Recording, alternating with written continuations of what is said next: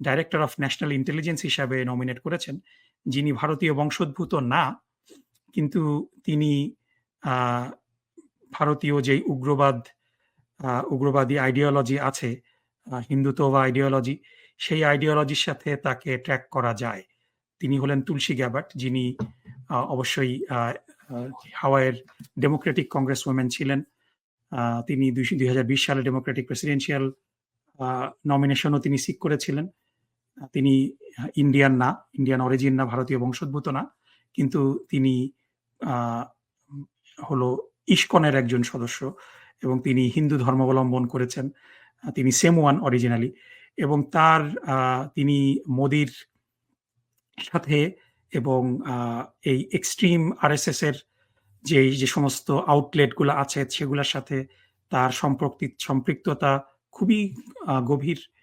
এ কারণে